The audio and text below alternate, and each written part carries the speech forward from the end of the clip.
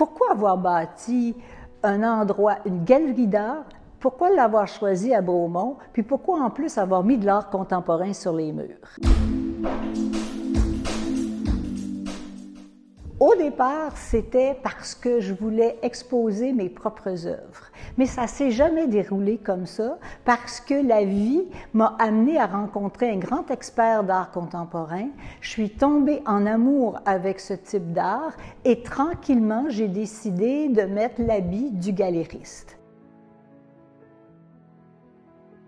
Et d'avoir pour mission de faire connaître des jeunes talents qui sortent de l'université et qui ont comme ambition de vivre de leur art.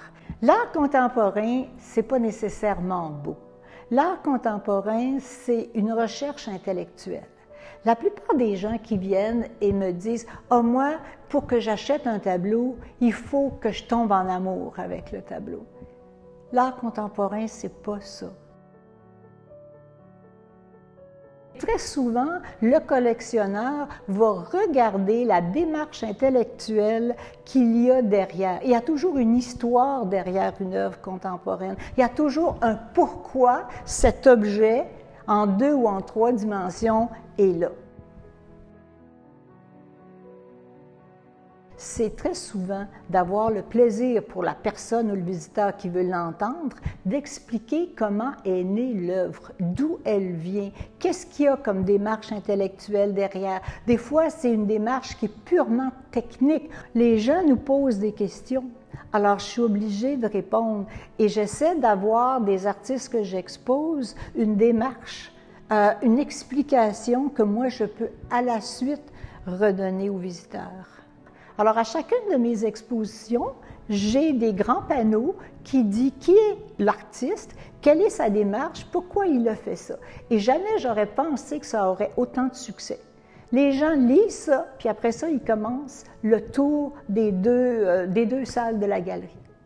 Mais parmi l'art contemporain, il y a des pièces beaucoup plus accessibles qui vont créer une émotion, qui sont moins juste intellectuelles. Mais j'essaie d'avoir un petit peu de tout dans ma galerie.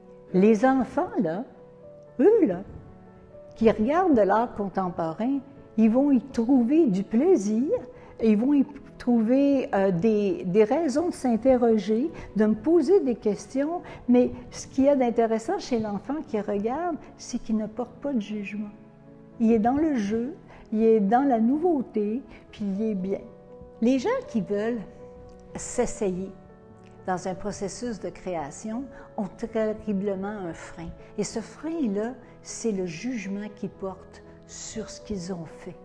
Alors l'art contemporain ne porte pas de jugement. On fait des choses, on a une raison de les faire, ou des fois on les fait de façon très spontanée, et on regarde le produit après.